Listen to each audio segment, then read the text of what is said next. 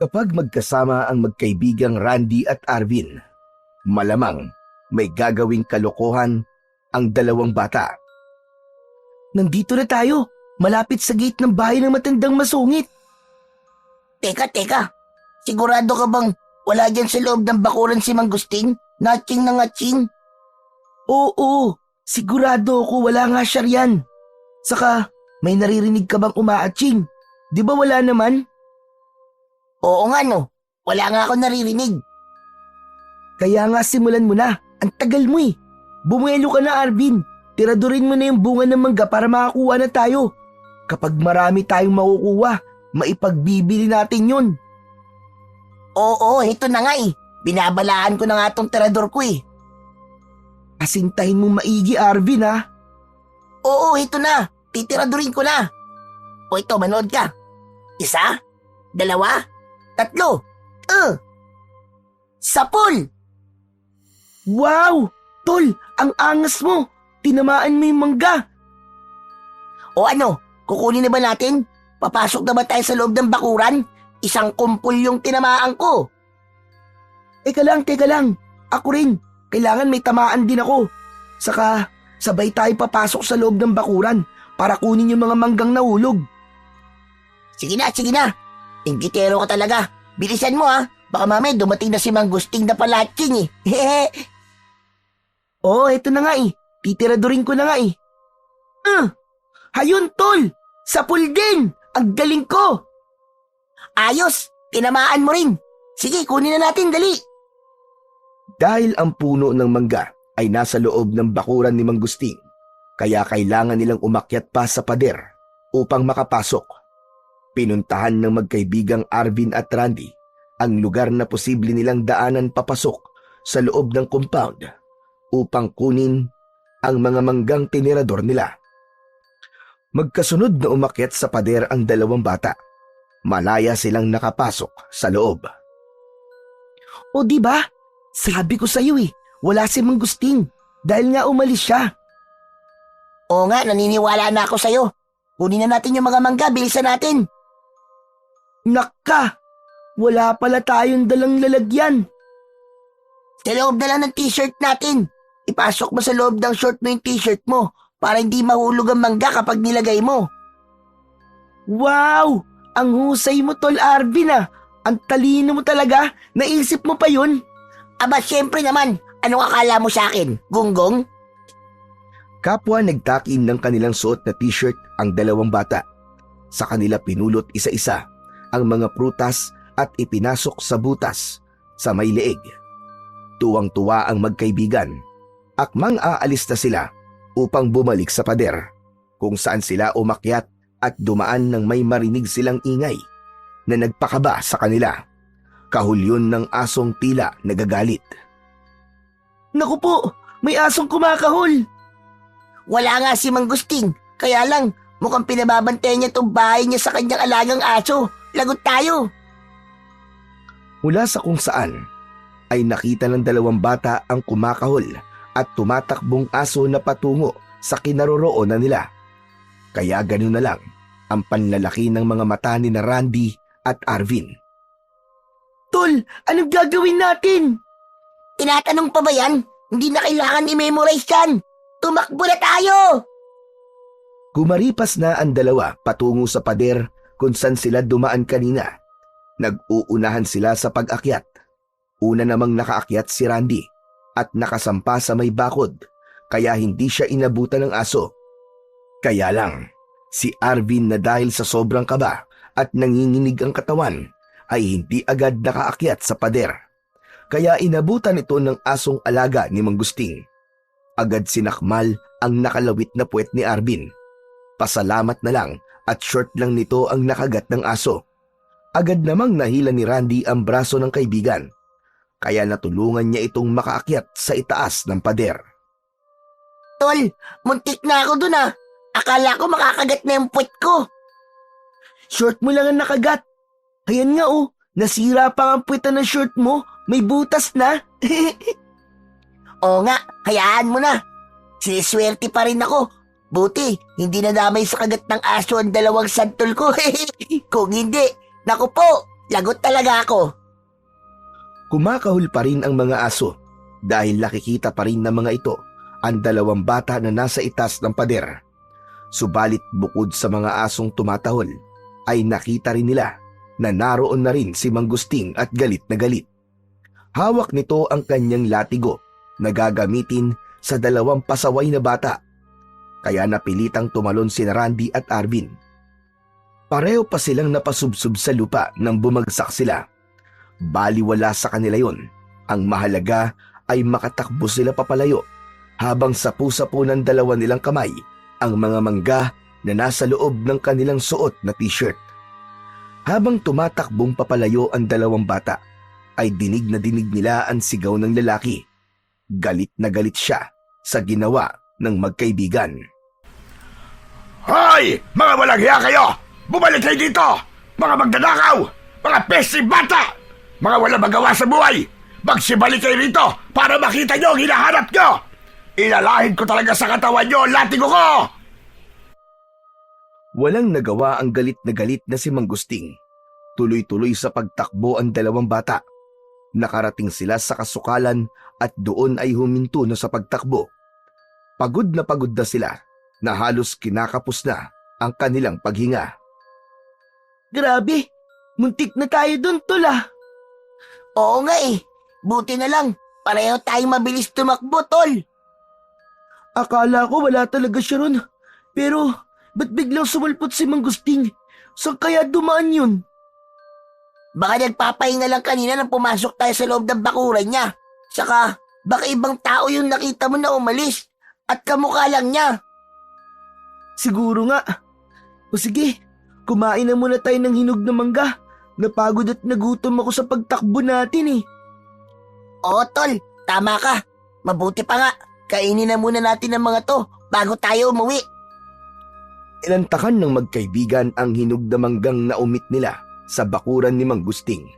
Ang totoo'y matagal nang tumutulo ang kanilang laway kapag nakikita nila ang matataba at malalaking hinog na mangga sa puno. May kadamutan kasi si Manggusting. Ayaw silang bigyan kapag sinusubukan nilang manghingi. Kaya na magkaroon ng pagkakataon ay pinukol nila yon upang makakuha at makatikim. May ilang piraso na lamang ng mangga ang natira pagkatapos nilang kumain. Iuuwi na lang nila yon. Nakainom muna sila ng tubig sa poso dahil nangati ang kanilang lalamunan sa pagkain ng prutas. Dapit hapon na nang dumating si Randy sa kanilang bahay. Nagluluto ng hapunan ang kanyang lola Inga. Nagmano siya at ibinigay ang 2 piraso ng hinog na mangga. Saan naman galing to, apo? Kwan po, hiningi po namin ni Arvin kina Manggusting. Magkasama pala kayo ni Arvin. Opo, Lola. Alam niyo naman po na matalik ko po siyang kaibigan eh. Mabuti at binigyan kayo ni Manggusting. Alam mo na mga napakadamot ng matandang yon. Minsan nga, napapatingin lang ako sa puno ng mangga niya ay nagagalit na kagad siya. Kahit paano pala may mabuting puso rin ang matandang yon. Kasalukuyang nag-uusap ang maglola nang makarinig sila ng sigaw mula sa labas ng bahay. Boses yon ni Manggusting, galit na sumisigaw. Agad na patingin si Randy sa kanyang lola. Aba, bakit napasugod dito yan? Hindi umimik si Randy. Lumabas ng bahay ang kanyang lola Inga, samantalang nakasunod lamang siya. Abay, sandali lang. Ano bang problema mo, Gusting? Para ka napapatira ng litid sa pagsigaw. Ano ba yon? Ngayon sa magaling mong apo, Aling Inga.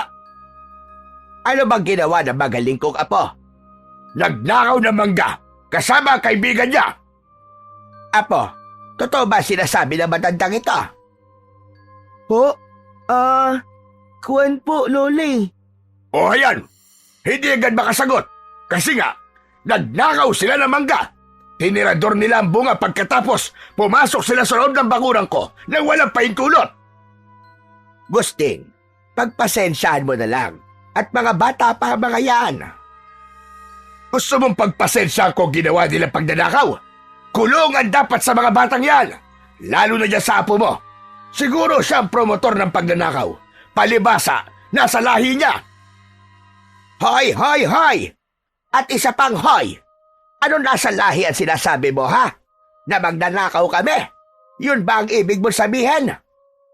Ikaw ang nagsabi niyan, hindi ako. Umayos ka sa sinasabi mo. Baka samain ka sa akin at paduguin ko yung bunganga mo. Ikaw pa talaga may gana magalit. Yung apo mo na nga ang may atraso dahil nagnanakaw siya. Pabihira ka naman, Gusting. Ilang peraso lang naman ng bangga.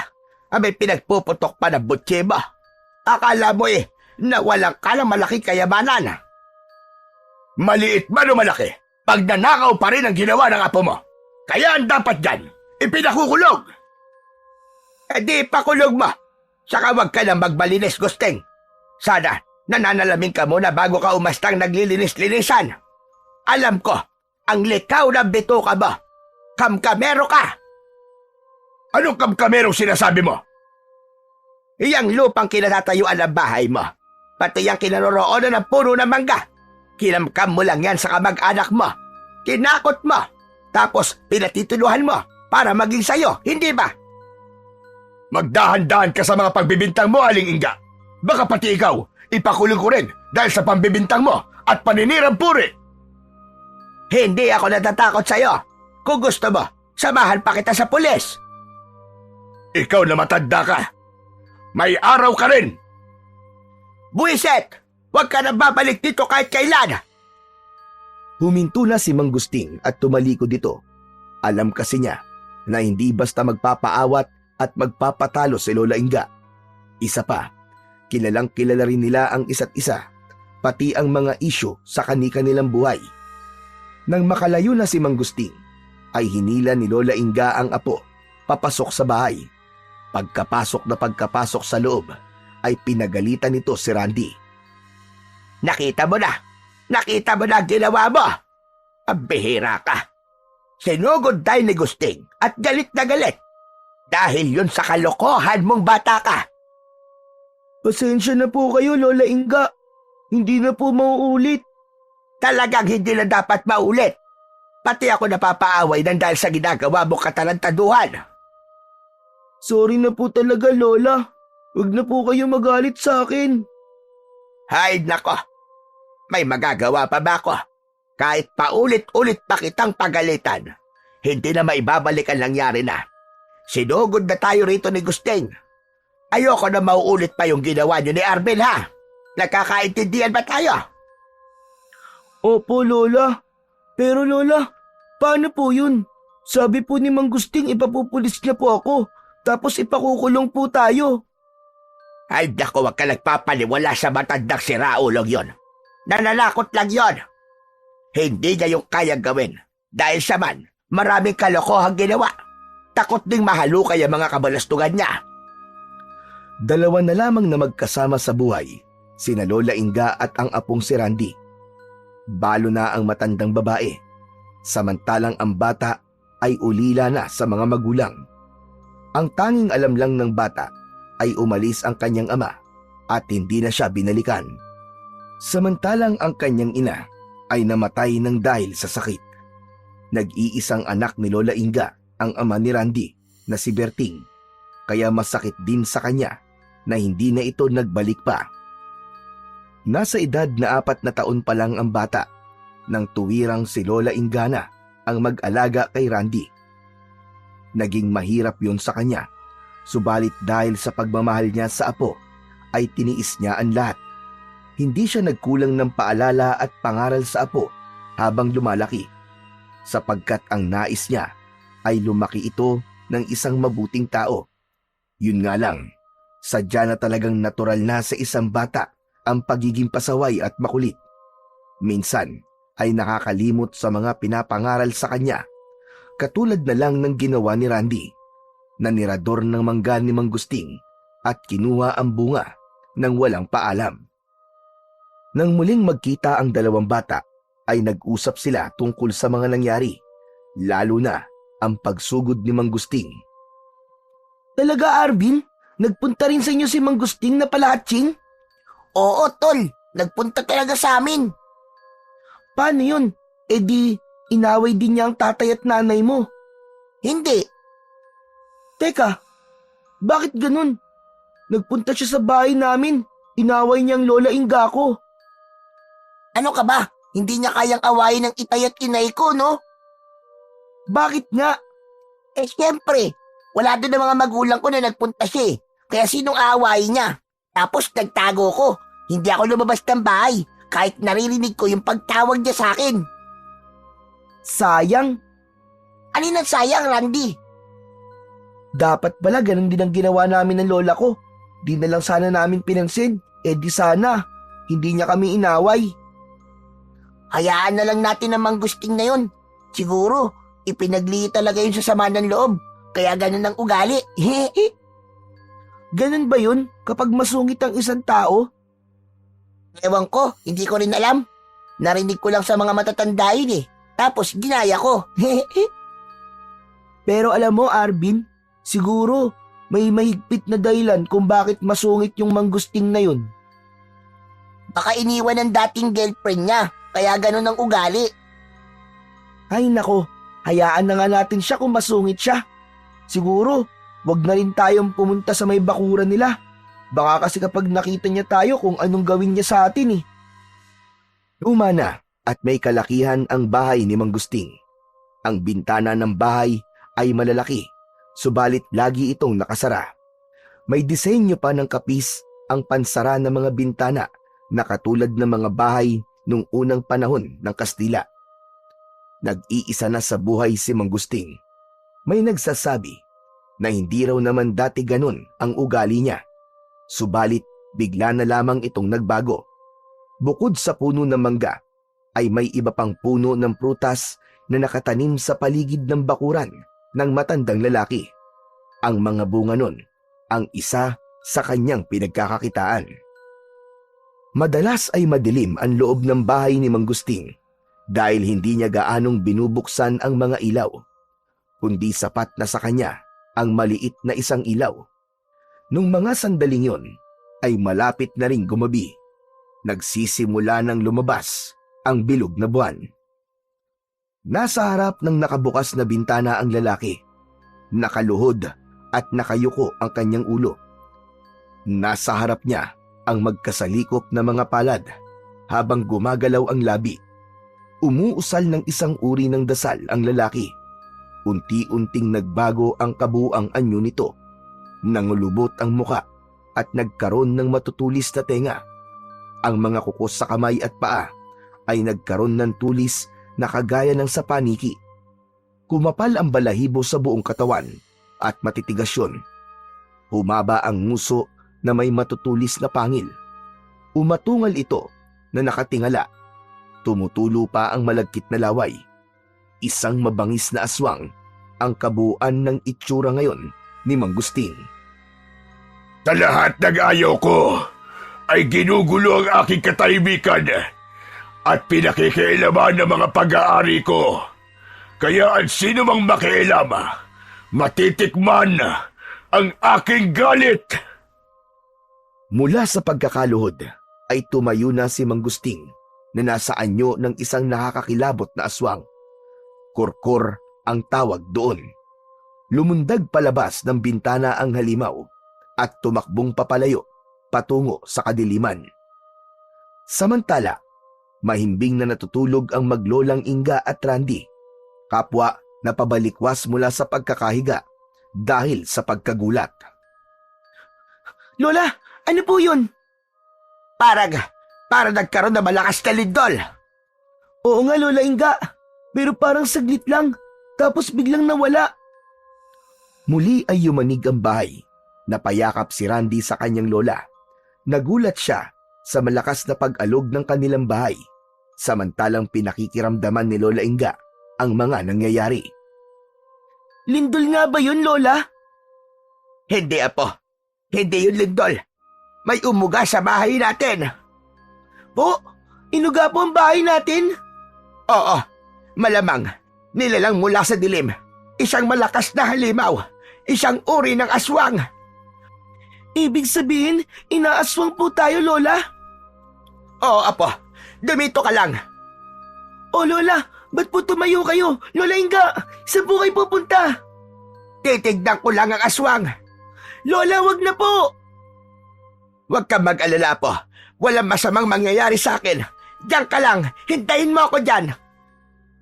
Mula sa ilalim ng kamangyari sa kawayan ay may hinilang nakalagay sa isang sako si Lola Inga. Nakatingin lang sa kanya si Randy. Kinalag ni Lola Inga ang tali sa sako at mula doon ay inilabas niya ang isang lumang samurai kasama ang isang kwintas na inilabas niya mula sa loob ng sako. Lola, ano pong gagawin niyo dyan sa samurai? Gagamitin ko ito laban sa aswang na ibig manggulo sa atin. Sigurado po kayo, Lola? Oo, Apo. Hindi pa ganun kahina at kalampa ang lola mo. Magtiwala ka sa akin. Kaya ko pang harapin ang aswang na yan. Humanda talaga siya sa akin. Walang nagawa si Randy. Isa pa, kahit may edad na ang kanyang lola, ay malakas pa rin ito kumpara sa ibang matanda sa lugar nila. Lumabas ng bahay si Lola Inga, hawak ang samurai. Nakita niya sa labas na nakahawak pa sa haligi ng kanilang bahay ang aswang na kurkor na si Manggusting. Hoy! Ikaw na halimaw ka! Kung may galit ka ako, harapin mo! Huwag mong pagdiskitahan niyang haligi ng bahay namin! Nananakot ka pa! Bumitaw sa pagkakahawak sa haligi ng bahay ang aswang. Suminghot-singhot pa ito ng hangin bago tuluyang tumingin kay Lola Inga. Akala mo yata'y natatakot ako. Nagkakamali kang aswang ka. Hindi mo ako basta-basta matatakot. Sige, lumapit ka sa akin. Subukan mo lang. Lapit! Lumapit ka! Umatungal ang aswang. Nakita niya na buo ang loob at may angking katapangan ang babaeng kanyang kaharap. Kilala ko ang estilo niyong mga aswang. Dinadaan niyo lang sa laki at kapangitan. Pero alam kong may karawagan din kayo. Kaya kung talaga matapang ka, lumapit ka rito. Pormahan mo. Para mabalatan kita ng buhay gamit itong samurai ko. Bakas sa aswang nakaharap ni Lola Inga ang pagkabahala. Tila nagdadalawang isip dahil sa talas ng samurai na hawak ng matandang babae. Subalit kailangang ipakita ng aswang ang katapangan niya. Para sa kanya, hindi ang katulad ng isang matandang gaya ni Lola Inga ang magpapaatras sa kanya. Umatungal ng malakas ang aswang na kurkor. Mula sa ilong ay nagbuga pa ito ng tila usok. Ang isang paa ay ikinahig pa sa lupa at saka dinaluhong niya ang lola ni Randy. Hindi ako natatakot sa'yo! Pangit na halimaw! Saglit na iwinasiwas ni Lola Inga ang hawak niyang samurai at saka itinutok yun pasalubong sa halimaw na sumugod palapit sa kanya. Dahil sa bilis ng pagsugod ng aswang ay bumaon ang samurai sa katawan nito. Subalit hindi doon nagtapos ang paghaharap nila. Nanlaban ng aswang kahit nakabaon na sa katawan nito ang matulis na samurai. Nahagilap ng halimaw ang buhok ng matandang babae at mahigpit yung hinawakan. Mula sa may pinto ng bahay ay nakasilip naman ang batang si Randy. Nakita niya na nalalagay na sa panganib ang kanyang Lola Inga, kaya napilitan siyang lumabas. Hoy! Pangit na aswang! Bitiwan mo ang lola ko! Halimaw ka! Patuloy sa pag-atungal ang aswang, nanggigigil at galit na galit ito dahil nasasaktan sanhi ng pagkabaon ng samurai sa kanyang katawan habang tumutulo ang dugo na may malansang amoy. Andi Apo! Umalis ka na rito! Lumayo ka at baka mapahamak ka, Apo! Pero Lola, hindi ko po kayo maaaring pabayaan. Baka po kung mapano kayo. Sabi ko naman sa'yo, wag mo akong alalahanin. Kaya ko ito, Apo. Pero nahihirapan na po kayo, Lola Inga. Tutulungan ko po kayo, Lola. Hindi po ako natatakot sa pangit na aswang na yan. Iligtas mo na lamang ang sarili mo, Apo. Wag na matigas ang ulo mo. Akala ko po ba kaya niyo, Lola? Oo nga. Kaya lamang ang kwintas na kinuha ko sa sako nakalimutan ko. Naiwan ko sa loob ng kwarto. Pagkarinig ni Randy sa sinabi ng kanyang Lola Inga, ay nagmamadaling tumakbo ang bata at pumasok sa loob ng bahay. Dumiretso ito sa loob ng kwarto Agad niyang nakita ang kwintas na naroon sa loob ng kwarto at katabi ng sako. Nagmamadaling dinampot yun ni Randy at saka muling lumabas upang bumalik sa kinaroroonan ng kanyang lola at ng halimaw. Lola Inga, dala ko na po ang kwintas! Randy, ihagis mo sa akin! Dalian mo, apo! Inihagis yun ni Randy sa kanyang lola. Muntik na itong hindi masalo, subalit sumabit ang kwintas sa isang daliri ng matanda. Kaya agad niyang ikinuyom ang kanyang palad upang hindi ito mahulog. Sa pagkakahawak ni Lola Inga sa kwintas ay may pagbabago agad na naramdaman ang matandang babae. May kakaibang lakas na agad na naramdaman si Lola Inga at gumapang yun sa kabuuan ng kanyang katawan. Dahil sa pangyayaring yun ay agad na kumilos si Lola Inga. Hinugot niya ang pagkakabaon ng samurai sa katawan ng halimaw. Hindi naman nakontento si Randy na pinanood lamang ang mga nangyayari. Dumakot siya ng buhangin gamit ang dalawang kamay. Saka yun isinaboy sa aswang. Nalagyan ng buhangin ang malaking mata ng aswang. Dahil doon ay nahirapan itong makakita na tila nangangapa. Sinamantala naman yun ni Lola Inga upang minsan pa'y ibaon sa katawan ng aswang ang matalim at mahaba niyang samurai. Ngunit nagawang iwasan yun ng halimaw na tila nakaramdam na ng takot dahil sa pagkakaroon ng kakaibang lakas ni Lola Inga. Kaya kahit na hirap idilat ang mga mata at di alam ang pupuntahan, ay tumakbong papalayo ang aswang at nawala ito sa kadiliman. Lola, wala na po! Naduwag po yung aswang! Tumakbo na po siya! Sabi ko na sa iyo kayang-kaya ko siya! He can fit! Buti na lang po pala, Lola, na ibigay ko po sa inyo ang kwintas. Oo nga, apo. Dahil may taglay na pambihirang katangian ang kwintas na ito. Wow! Ang gara po pala ng kwintas na yan, Lola Inga. Yung aswang na umatake sa atin kanina, may kutob akong kilala ko siya. Talaga po, Lola Inga? Kung ganun, sino po siya? Sino po yung aswang na yun? Ang hinala ko, si Gusting. Hindi ako maaaring magkamali. Siya ang aswang na umatake sa atin. Nakauwi na ng kanyang bahay si Mang Gusting. Galit na galit ito dahil sa mga nangyari. Masamang-masama ang loob habang hinuhugasan ng maligamgam na tubig ang kanyang sugat sa dibdib, maging ang mata na napuno ng buhangin. Walang hiyang matanda yun. Muntik na ako mapuruan ng kanyang samurai. Hindi pala siya pangkaraniwan dahil yun sa kwintas na meron siya. Pero hindi pa kami tapos ni Aling Inga. Magkakaroon din ako ng pagkakataon para makaganti sa kanya. Pati na sa pasaway niyang apo na magnanakaw ng mangga.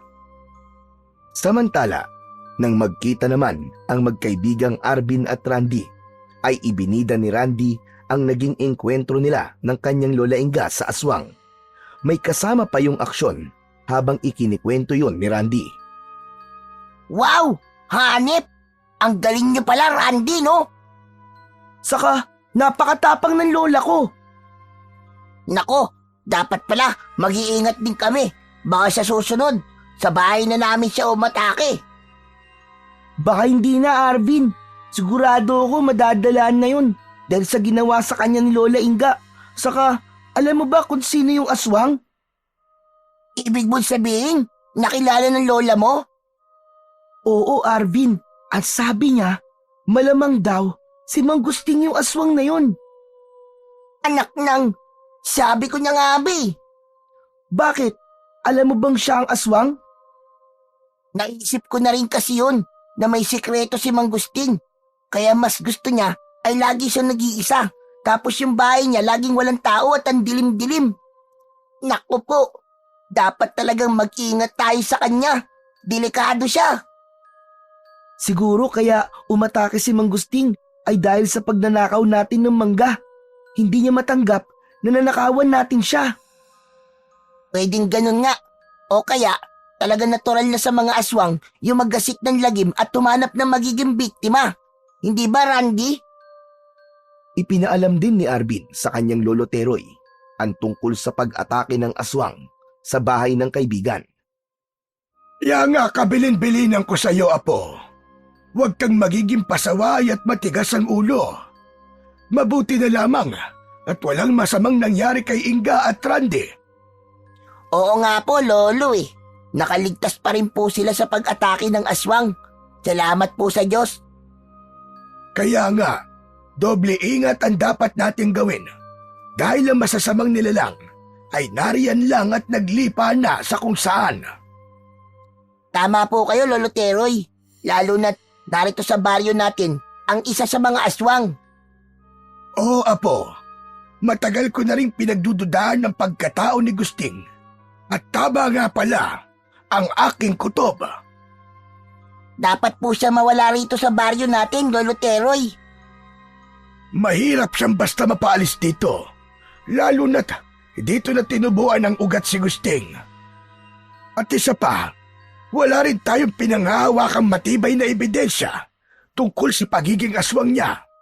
Walang makapagpapatunay. Kung sa bagay po, kasi puro sabi-sabi lang yun eh.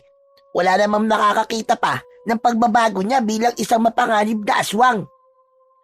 Pero ang totoo, Apo, hindi dating masama ang ugali ni Gusting. Palakaibigan ng taong yun. Bakit po naging masungit po siya? Wala ring makapagsabi sa tunay na dahilan. Ang totoo ay kaibigan ni Gusting ang tatay ng kaibigan mo. Ano po? Kaibigan po ni Mang Gusting ang tatay ni Randy? Tama ka, Apo. At hilig nila ang laging pumunta sa gubat upang doon ay mangaso. Ibig sabihin, nanguhuli po sila ng sabay ng hayop sa gubat? Ganun na nga, Apo. Pero teka po, Lolo Teroy. Parang hindi yata alam ni Randy ang mga sinasabi niyo ah. Abay, malay ko. Wala po kasi siyang sinasabi tungkol sa akin na ganyang kwento. Ano bang kwento ang alam niya tungkol sa kanyang tatay? Ang sabi po niya sa akin, iniwan po sila ng kanyang tatay. Umalis po para magtrabaho tapos hindi na po bumalik. Kung ganon, nagsinungaling sa kanya ang kanyang lola Inga. Hala, bakit ginawa yun ng kanyang lola? Itinago pala niya kay Randy ang katotohanan. Maigpit siguro siyang dahilan, kaya niya nagawa yun. Pero Lo, kung hindi po totoong iniwan si Randy ng kanyang tatay, nasan po siya? Nawala sa gubat. Magkasama sila ni Gusting nang magtungo sa gubat para maghunting ng mga ligaw na hayop na uhulihin at ipagbibili. Dahil ang sabi ay matatagpuan din sa gubat ang kakaibang hayop na magbibigay ng malaking swerte. Anong hayop po yun, Lolo Teroy? Isang kakaibang uri ng usa. Usa na may ginintuan sungay na kapag ito'y nahuli ay may pagbibili sa napakalaking halaga. Hinanap yun ng magkaibigang Gusting at Berting na tatay ni Randy. Dahil nga may malubang sakit ang nanay ni Randy noon at ang kaibigan mo ay 1 taong gulang pa lamang. Pagkatapos, ano po nangyari, Lolo? Nahuli po ba nila yung usang may gintong sungay? Sa kasamaang palad, hindi. At ang tanging nakabalik ay si Gusting. Tulala at tila wala nang nakikilala nang umuwi siya mula sa gubat. Ang tatay po ni Randy na si Mang Berting, ano po nangyari sa kanya? Walang nakaalam kung anong nangyari dahil wala ring sinabi si Gusting. Hindi siya makausap na maayos. Ang nagpasalin-salin na kwento ay nawala sa gubat ang tatay ni Randy. Nawala? Baka po pinatay ng mabangis na hayop. Kung pinatay, sana merong nakitang bangkay ang mga humanap sa kanya o kahit damit na merong dugo. Pero walang nakitang anuman, walang bakas. Kaya ang sabi, nawala siya sa gubat at posibleng merong kumuha sa kanya. Kumuha po? Sino naman? Mga engkantado. Hala, Di po ba may kapangyarihan po mga engkantado? Yun ay base sa kwento-kwento lamang. Pero wala pa rin makapagsasabi kung anong tunay na nangyari sa tatay ni Randy. Lo, ang dami niyo pong alam tungkol sa mga yun ah. Pero si Randy po, hindi niya po alam lahat yun. Baka hindi pa lang naikikwento ng kanyang lola. Dahil nga bata pa si Randy at hindi pa siya nagtatanong. Kung ganon, bakit niyo po sinabi sa akin yan, Lolo Teroy? Sa tingin ko kasi ay dapat mo nang malaman na po. Lalo na't kaibigang matalik mo si Randy. Okay lang po bang sabihin ko po sa kanya yon? Wala naman akong nakikitang masama ron. Dahil kwento yan ng tatay niya. Bagay na kailangan niyang malaman. Ang sumunod na araw na nagkita ang magkaibigan ay hindi na napigilan pa ni Arvin na sabihin kay Randy ang mga ikinuwento sa kanya ng kanyang lolo Teroy. Kaya kung ano ang sinabi sa kanya ng kanyang lolo ay yun din ang ipinaalam ni Randy sa kaibigan. Bagay na hindi naman kagad pinaniwalaan. Ano bang sinasabi mo, Arvin? Gumagawa ka lang yata ng story eh. Hindi ka naman writer ah. Tol, hindi nga ako writer. Kaya hindi invento ang sinasabi ko sa iyo. Ano ka ba? Eh kasi naman, hindi ka panipaniwala eh. Paano mo nasabing hindi ka panipaniwala, Aber? Kasi nga, hindi ganyan ang sinabi sa akin ni Lola Inga. Yun nga, Tol. Itinago sa'yo ng Lola Inga mo ang katotohanan. Nagkakamali ka, hindi ganyan ang lola ko. Lagi niyang sinasabi sa akin yung totoo. Kasi nga, hindi naman siya sinungaling eh. Ibig mong sabihin, yung lolo ko na nagkwento sa akin na sinungaling, ganun ba? Oy tol, wala akong sinasabing ganyan ha. Ikaw ang nagsabi niyan. O sige, ganito na lang. Kung tanungin mo kaya ang Lola Inga mo, baka kasi ayaw nilang ipaalam sa'yo ang totoo. Natahimik si Randy. Alam niyang may katwiran ang kaibigan niya. Kaya lang, pag uwi sa bahay, ay hindi yun magawang itanong ni Randy sa kanyang lola. Nagdadalawang isip siya. Iniisip din niya na baka magalit lamang ang kanyang lola. Subalit ang mga sinabi ni Arvin kay Randy ay hindi na maalis-alis sa isip ng bata. Dala-dala niya yun hanggang sa kanyang pagtulog na minsan ay napanaginipan pa niya. Itay! Itay! Itay! Itay! Biglang napabangon si Randy. Nagmamadali namang lumapit si Lola Inga sa apo na kagigising lamang. Nagulat siya sa biglang pagsigaw ng apo. Aba, ano nangyari, Apo? Nananaginip ka ba? Opo, Lola Inga. Nananaginip po ko. Tinawag mo yung Itay. Siya bang napanaginipan mo? Opo, Lola. Nakita ko po kasi siya sa panaginip ko. Kaya lang iniwan niya po ko. Bigla po siyang umalis. Diba, yun naman na sinabi ko sa'yo, na umalis ang tatay mo at hindi na nagbalik pa. Kaya ka lalong lumubha ang karamdaman ng inay mo hanggang sa namatay siya sa sakit. Kaya lang po, Lola. Sa panaginip ko po, bakit ganun? Humihingi po siya sa akin ng tulong. Parang nahihirapan po siya dahil parang nakakulong po. Ay nako, ano ka ba naman, Apo? Panaginip lang yon. Kadalasan ng panaginip ay walang katotohanan. Lola, saan po ba talaga nagpunta ang tatay ko? Apo, sabi ko nga sa'yo, iniwan ka niya. Kayo ng inay mo nung sanggol ka pa lamang. Akala ko ba'y malinaw na sa'yo tungkol sa bagay na yon? Dahil nasabi ko na sa'yo, di ba? Paulit-ulit na lang ba? Opo, Lola Inga. Pero, bakit ngayon ay parang nagdududa ka? Parang may iba kang gustong paniwalaan. Wala po. Wala po, Lola. Teka ka, Randy. May iba ka pa bang nalalaman? May nagsabi ba sa'yo? Wala po, Lola Inga. Basta na lamang po na pumasok po sa isip ko. Randy, ako ang lola mo. Kaya sa akin ka dapat nakikinig at naniniwala, ha? Sana naman, ay maintindihan mo yon. Dahil sa ngayon ay marami nang gumagawa ng kung ano-anong kwento na walang katotohanan. Nagpapakalat sila ng fake news na kapag pinaniwalaan mo, ay tiyak na ililigaw ka. Natahimik na lamang si Randy. Ayaw na niyang makipagtalo pa sa kanyang Lola Inga. Kaya nga lang, yung mga sinabi sa kanya ng kaibigan niyang si Arvin ay dapat niyang matiyak at malaman kung may katotohanan ba. Pero sa paanong paraan at sino ang magpapatunay? Dahil patuloy na lumiligalig at gumugulo sa isip ni Randy ang tungkol sa kwento na yon, kaya madalas ay hindi siya mapalagay. Tila may nagtutulak upang alamin ang totoo.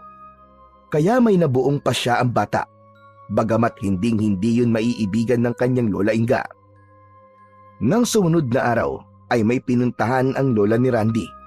Lumabas siya ng bahay upang gawin ang kanyang naisip na plano. Habang naglalakad siya, ay nakita siya ng kaibigang si Arvin. Tol, saan ang punta mo? Saka, bakit meron kang dalang bag? Diyan lang, sa tabi-tabi. Diyan lang? Tapos may bag ka? Ilang araw ka bang mawawala? Saglit lang. Kung sumama kaya ako sa'yo, Hindi na tol, wag na. Maiistorbo ka pa eh. nag-aalala naman ako sa'yo. Pero teka, sabihin mo na kasi sa'kin. Di ba, magkaibigan naman tayo. Saan ka ba talaga pupunta? Sa gubat, tol. Ano ka mo? Sa gubat? Seryoso ka, tol? Doon ka pupunta? Oo nga, ang kulit mo naman eh. Eh, anong gagawin mo ron? Di ba, ikaw na rin na nagsabi na dun nawala sa gubat ang itay ko, kaya pupunta ako dun para hanapin siya. Huwag na lang, Randy. Baka delikado yun. At kung ano pa mangyari sa'yo, saka matagal ng panahon yun eh. Idala akong tirador dito, Arvin. Ito ang gagamitin ko sa mga hayop na pwedeng umatake sa akin. Di ba, asentado naman ako sa paninirador. Sisiw na sisiw sa akin yung mangga ni Manggusting, di ba? Tinamaan ko kagad. Kahit na, manggilang yun eh. Hindi naman lumalaban yun eh. Iba pa rin yung mga makakasagupa mong hayop doon sa gubat. Basta. Pupunta pa rin ako doon, Arvin. Kasi nga, baka makita ko doon ang itay ko. At doon siya nakatira. Walang nagawa si Arvin na pigilan ang kaibigan. Alam niya kung gaano kasabik si Randy na makita at makasama ang kanyang ama.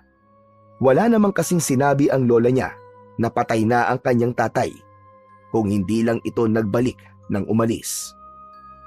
Bagamat walang tiyak na pupuntahan sa gubat si Randy, ay naglakas loob ang bata upang gawin ang kanyang pakay. Ilang oras din ang kanyang nilakbay bago nakarating doon. Siguro, nasa gitna na ako ng gubat.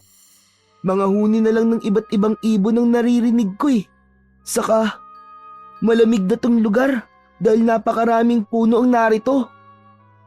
Nakaramdam ng gutom ang bata. Tumunog ang kanyang tiyan. Buti na lamang may baon akong tinapay at tubig. Kakainin ko na lang muna to bago ko magpatuloy sa paglalakad ko.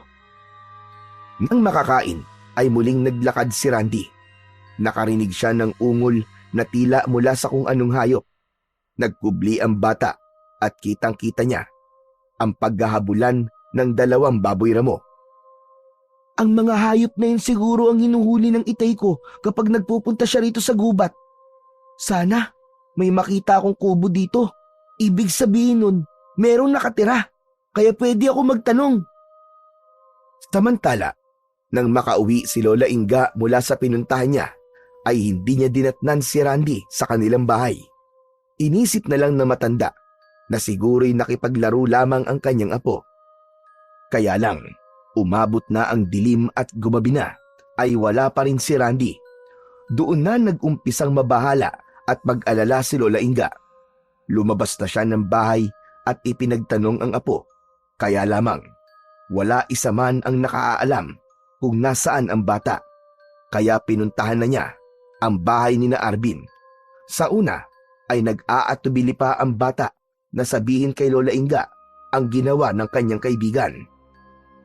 Arvin, iho, wag mo sanang pagtakpan ng kaibigan mo. Alam kong nasabi niya sa'yo kung saan siya pupunta. Kuwan po kasi. Ano po kasi, Lola Inga eh.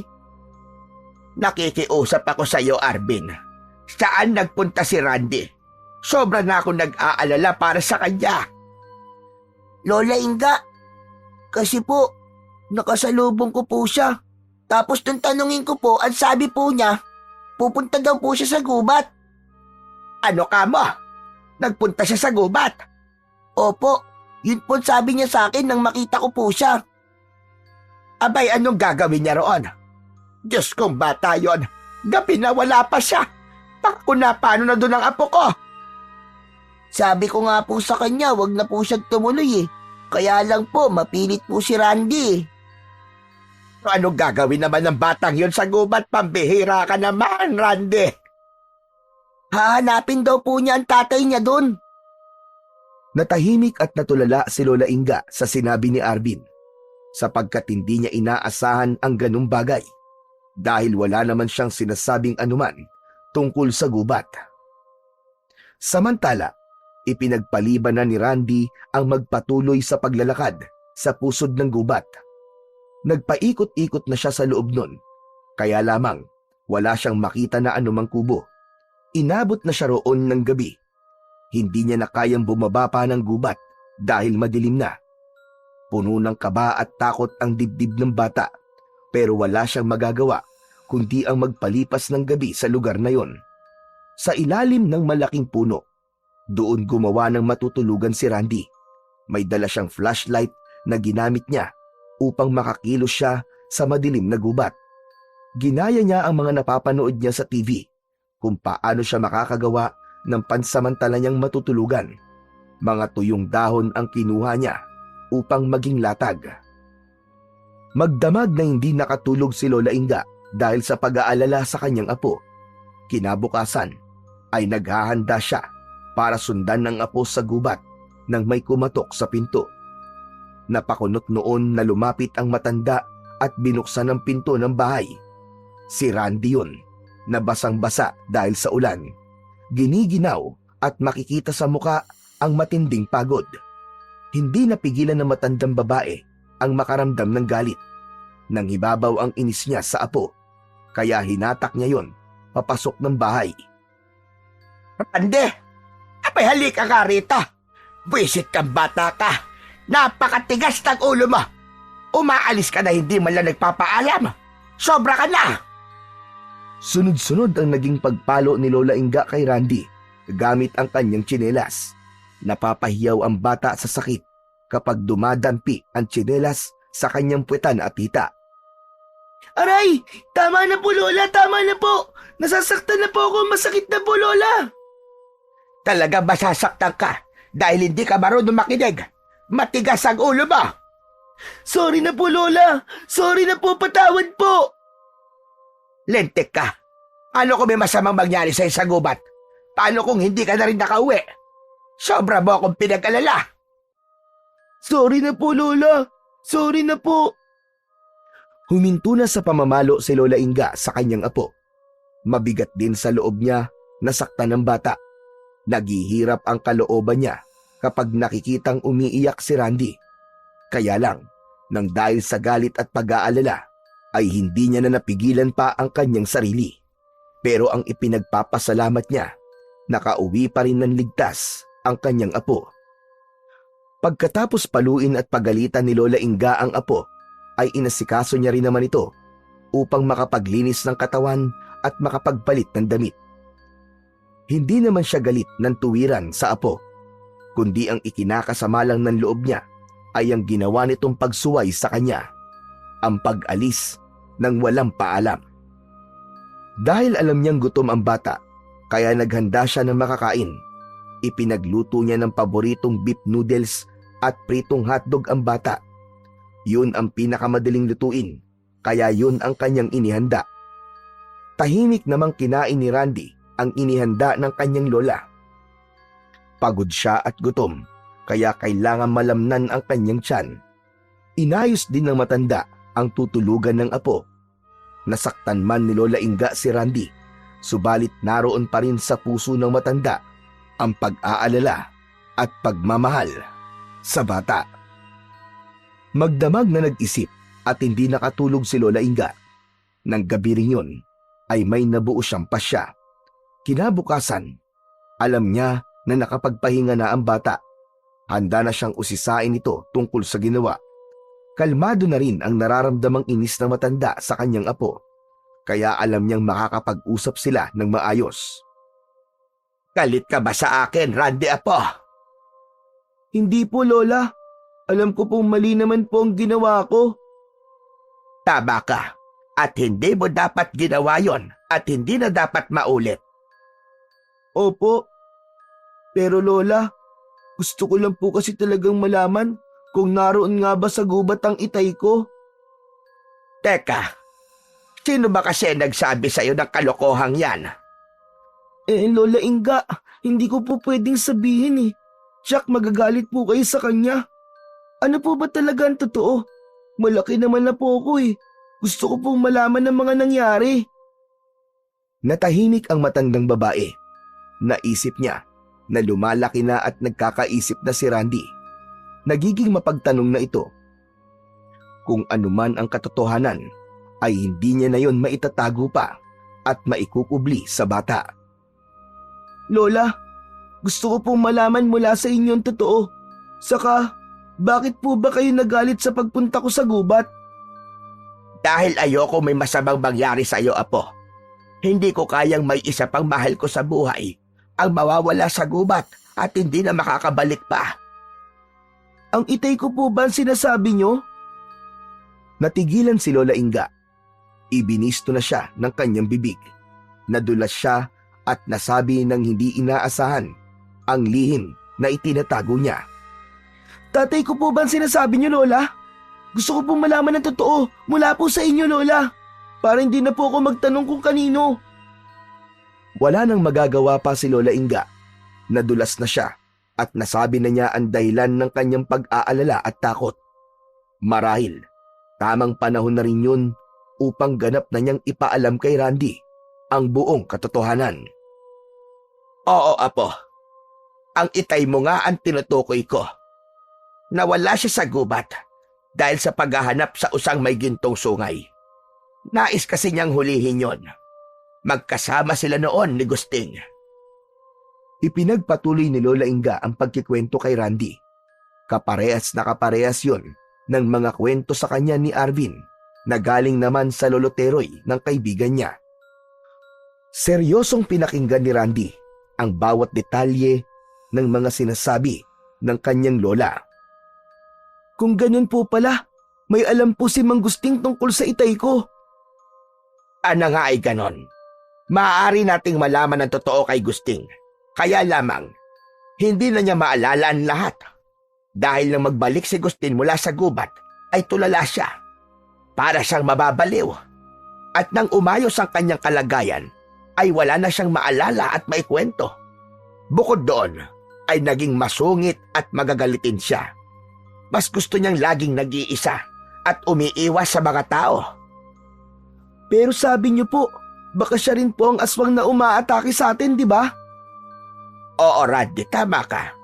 At may kutob din ako na ang pagiging masamang nilalang niya ngayon ay may kinalaman sa nangyari sa kanila ng itay mo. Sana pala, pwede kong makausap si Mang Gusting. Wag na, Apo. Wag na. Dahil wala kang makukuhang anumang impormasyon galing sa kanya. Kung naging aswang po si Mang Gusting pagkatapos niya po magtungo sa gubat, baka po, isang aswang na rin po si itay. Gaya nga ng nabanggit ko na sa iyo, walang nakaalam sa totoong nangyari. Samantala, nang magkita ang dalawang bata, ay kanilang napag-usapan ang mga lihim na kanilang nalaman. Halos magkapareho ang kwento ni Lolo Teroy at Lola Inga. Ganon din pala ang kwento sa'yo ng Lola Inga mo. Oo, Arvin, tol. Gusto ko talagang hanapin ang itay ko. Dapat magpaalam ka kasi ng maayos sa lola mo para hindi siya nag-aalala. Pero ang iniisip ko lang ay kung papayagan niya ako. Yung minsan ngang nagpunta ako sa gubat galit na siya eh. Iba nun. At iba ngayon. Noon kasi, di pa niya nasasabi sa iyo ang totoo. Pero ngayon, ipinaalam niya na sa iyo ang tunay na nangyari sa itay Berting mo. Siguro, maiintindihan ka niya kung magplano kang pumunta doon. Sana nga, Arvin. Sana nga. Gusto ko na talagang makita ang itay ko, Arvin. Matatahimik lang ako at mabubuo ako kapag nakilala ko na siya. Pag pinayagan kang pumunta sa gubat, kung gusto mo, samahan kita. Talaga, tol? Oo naman, magkaibigan tayo, di ba? Kaya dapat nagtutulungan tayo at nagdadamayan. Salamat, tol Arvin ah. Kaibigan talaga kita. Maaasahan ka kahit kailan. Oo naman, di ba? Sinasamahan nga kita sa kalokohan eh. Kaya handa rin kitang samahan sa paggawa ng mabuti, lalo na sa paghahanap sa tatay mo. Alam ko kasi na yun ang magpapasaya sa iyo kapag nakita mo na ang tatay mo. Oo naman. Matagal na akong sabik na sabik kay tatay. Kaya nga ngayon may pagkakataon na pwedeng makasama ko na siya. Gagawin ko ang lahat, tol. Mula nang malaman ni Randy ang totoo tungkol sa tatay niya, ay hindi na siya mapalagay. Sa bawat araw na lumilipas, ay walang ibang nasa isip niya, kundi ang makita ang kanyang ama. Umaasa siya na buhay pa si Berting. Kaya't bagamat may pangamba, ay naglakas loob si Randy na magpaalam sa kanyang lola. Ay nako, alam ko darating ang pagkakataong ito, apo. At inaasahan ko na yon. Hindi po kasi ako matatahimik, Lola Inga. Naiintindihan kita, apo. Ibig po bang sabihin, Lola, papayagan niyo po ako para hanapin ko po sa gubat ang tatay ko? Oo, apo. Pumapayag na ako. Kahit alam kong hindi yon magiging madali. Huwag po kayong mag-alala, Lola. Mag-iingat po ako. Maraming salamat po at naintindihan niyo po ako, Lola. Pagpayag na yon ni Lola Inga, ay agad na sinabi ni Randy kay Arvin. Tuwang-tuwa ang kanyang kaibigan. Minsan pa'y tiniyak ni Randy ang naging pangako nito. Oh, pumayag na ang lola ko. Sabi mo, sasamahan mo ko ah. Oo naman, may isang salita kaya ako, tol. Talaga ah? Wala nang bawian ah. Ang kulit mo naman. Paano kung hindi pumayag ang lolo Teryo mo? Papayag yun. Kung sakaling hindi, abay, di gagawa ko ng paraan. Agad na sinabi ni Arvin sa kanyang lolo ang plano nilang dalawa ni Randy.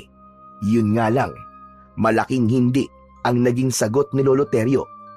Ayaw niyang sumama si Arvin sa pagtungo sa gubat. Gusto niyo na bang magpakamatay na dalawa, ha? Just kayong mga bata, ire. Okay naman tong si Lolo. Patay ka agad. Hindi biro ang magtungo roon. Ang gubat na pupuntahan nyo ay puno ng hiwaga at kababalaghan. Lolo, wala po kaming gagawing masama roon. Alam ko naman yon. Pero hindi madali hanapin ng taong hindi nyo alam kung buhay pa o matagal na palang patay. Lolo, nangako po kasi ako sa kaibigan ko Ang pangako ay pwedeng sirain, Arvin. Saka para din sa kaligtasan mo ang iniisip ko. Suya talaga tong si Lolo. Wala sa ayos Aba, at ako pa ngayon ang wala sa ayos. Hindi mo talaga ako naiintindihan, Arvin. Gusto ko lang po talagang tulungan si Randy Alam ko naman yon, Apo. Pero hindi niya kayang sagutin ang buhay mo. Yun ang dapat na inilalagay mo dyan sa kokote mo. Walang nagawa si Arvin. Kahit anong pakiusap niya sa kanyang lolo, ay maigpit ang pagtutol nito. Subalit hindi niya pwedeng biguin ang kanyang kaibigan. Umaasa ito na sasamahan niya. Kaya nga, nang magkita sila muli at tanungin siya ni Randy, ay nagsinungaling si Arvin. Sinabi niyang pumayag ang kanyang lolo, kaya tuwang-tuwa ang kanyang kaibigan. Kaya lang, may malaking problema si Arvin. Paano siya aalis ng bahay kapag patungo na sila sa gubat? Dahil wala nang atrasan pa ang plano ni Randy, kaya naghanda na ang bata ng mga kailangan niyang dalhin. May baon na rin siyang pagkain para sa kanilang dalawa ni Arvin. 2 araw ang plano nilang manatili roon sa gubat. Bago pagganap na umalis si Randy patungo sa gubat, ay ipinaalam na rin ni Lola Inga ang mga bagay na dapat maunawaan at malaman ng kanyang apo sa pagtungo nito sa gubat. Ang usa na may gintong sungay, yun ang kailangan niyong makita roon, apo. Bakit po, Lola? Pinaniniwalaan na isang engkantado ang usa na yon at hindi siya pangkaraniwan. Posibleng siya ang magiging susi sa gagawin mong paghahanap sa iyong ama. Nagtungo siya roon para huliin ang usang may gintong sungay para sa inay mo na may malubhang sakit. Tapos, hindi na po siya nakabalik. Tama ka, apo. Hayaan niyo po, Lola Inga. Yung usa pong may gintong sungay, ang una ko pong hahanapin. Kailangan mo ang dobleng pag-iingat, apo. Dahil musmus lang si Randy, natutungo sa gubat para sa isang delikadong misyon. Kaya isang araw bago pa ito umalis, ay kinuha ni Lola Inga ang kwintas na ginamit niya nang makaharap niya ang aswang. Kunin mo ito, apo. Kailangan mo ito sa iyong pagpunta sa gubat. Tutulungan at gagabayan ka ng kwintas na ito. Ito rin ang magbibigay ng pambihirang lakas sa iyo. Ano po bang meron ng kwintas na ito, Lola? Hindi yan pangkaraniwang kwintas. Isa yang medalyon na nagtataglay ng mutya ng usa. Nakuha yan ng lolo mo nang may nahuli siyang usa sa pangangaso at inilagay niya sa isang medalyon. Kaya po pala kakaiba ang palawit ng kwintas, Lola. Hindi po katulad ng ibang medalyon.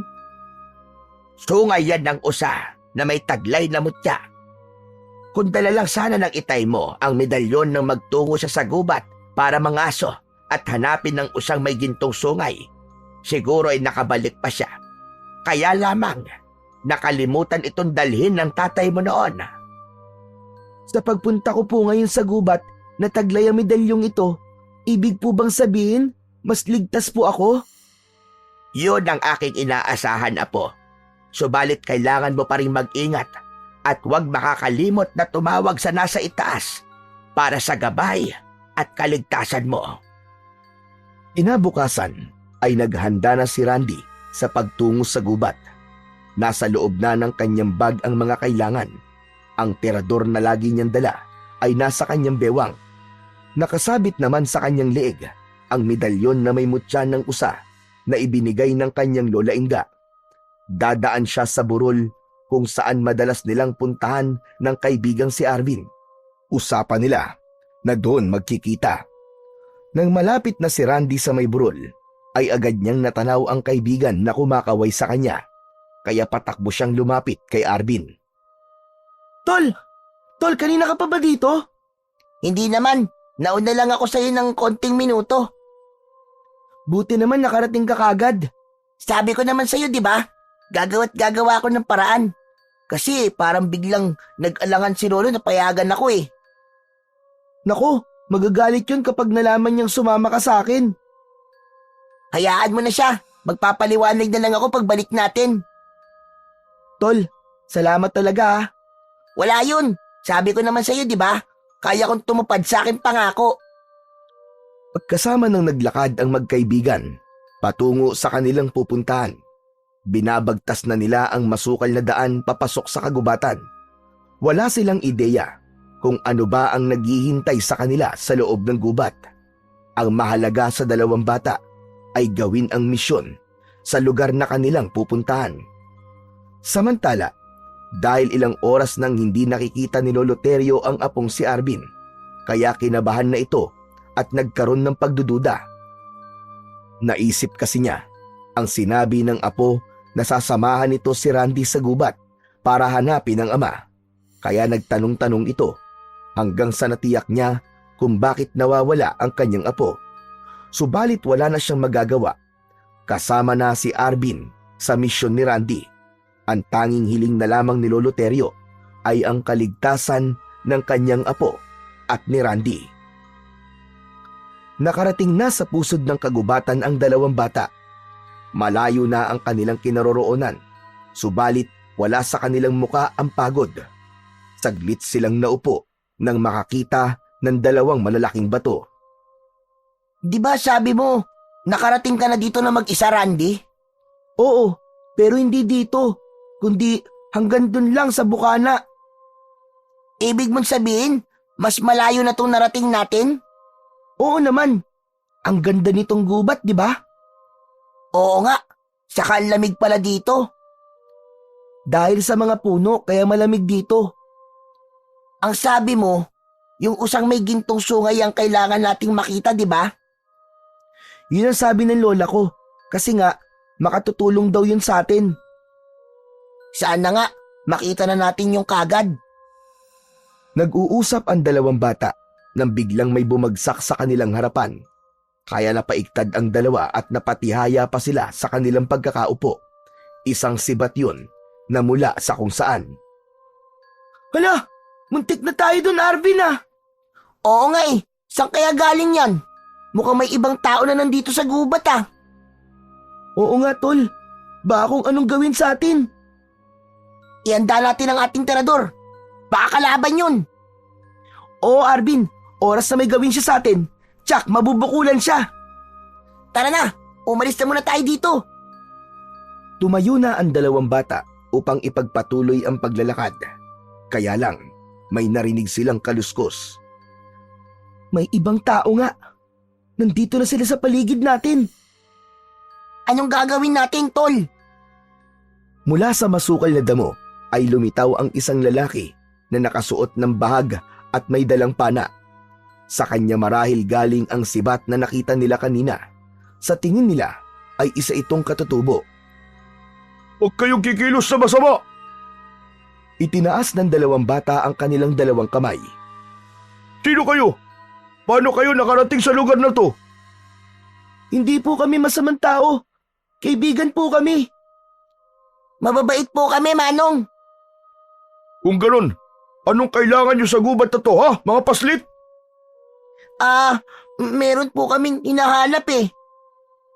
Hinahanap po namin ang tatay ko. Matagal na po kasi siyang nawawala, Manong. Gusto ko na po siyang makita. Iba ang naging dating sa lalaki nang sinabi ni Randy. Tila may nasaling sa damdamin nito sa kanyang narinig. Ibig mo sabihin, nawawala ang tatay mo? Opo, Manong. Kaya sana po, matulungan niyo rin po kami. Bumaba na ang emosyon ng lalaki. Kung kanina'y tila galit ito nang makita ang dalawang bata. Ngayon ay awa na ang nararamdaman nito sa kanila. Hindi madali ang pakay nyo, lalo na sa lugar na ito. Isa pa, lubang mapanganib para sa gaya nyo. Mabuti pa sumama kayo sa akin. Po, saan niyo po kami dadalhin? Huwag kayong matakot, hindi rin ako masamang tao. Di ba sabi nyo, kailangan nyo ang tulong ko? Opo, Manong. Dahil nararamdaman po namin na malaki po ang may tutulong niyo sa amin. Kaya nga sumama kayo sa akin para meron din kayo mapagpapahingaan. Mukhang pagod na kayo at gutom na gutom. Nagkatinginan ang dalawang bata dahil totoo ang sinabi ng lalaki. Napapagod na rin sila at nagsisimula na rin kumalam ang kanilang bituka. Unang lumakad ang lalaki at sumunod sa kanya ang magkaibigan. Isinama ng lalaking katutubo sina Randy at Arvin sa tinutuluyan nito na isang kuweba. Ang loob nito ay natatanglawan ng siga na gawa sa kapirasong tela na ang dulo ay merong langis upang hindi mamatay ang apoy at magpatuloy sa pagbibigay ng liwanag. Inilabas ng lalaki ang pagkain. Tapang karne, lamang ugat at mga prutas ang inihanda sa kanila. Heto, kumain kayo. Ako nga pala si Camilo. Ako naman po si Randy at siya naman po ang kaibigan ko si Arvin. Kumusta po kayo, Mang Camilo? Ayos lang ako, Arvin. Sige na, kumain na kayo. At saka na lamang tayo mag-usap. Mas mainam na may laman ng inyong mga tiyan bago tayo magkwentuhan. Naging palagay ang loob ng dalawang bata dahil ramdam nila na tila mabuting tao ang kanilang kaharap na si Camilo. Masarap ang tapang inihanda nito, kaya naparami ang kain ng magkaibigan. Samantala, hindi sanay si Lola Inga na nag-iisa, kaya lungkot na lungkot ang pakiramdam niya. Unang araw yun na wala ang kanyang apo. Alam niya, nadala ni Randy ang medalyon na may mutya ng usa. Subalit hindi pa rin maalis sa kanya ang mabahala at mag-alala. Subalit isang bagay ang kanyang inaasam sa pagtungo ng kanyang apo sa gubat. Nasa 10 taon nang nakalilipas mula nang mawala ang anak ko si Berting sa gubat na yon. Sana naman magkaroon na ng kasagutan ang katanungang matagal nang nasa isipan ko. Kung nasaan na nga ba ang aking anak, ang tatay ni Randy? Kung talagang buhay pa ito, sana naman ay magkita ang mag-ama. At kapag nangyari yon, labis yung ikatutuwa ng aking apo.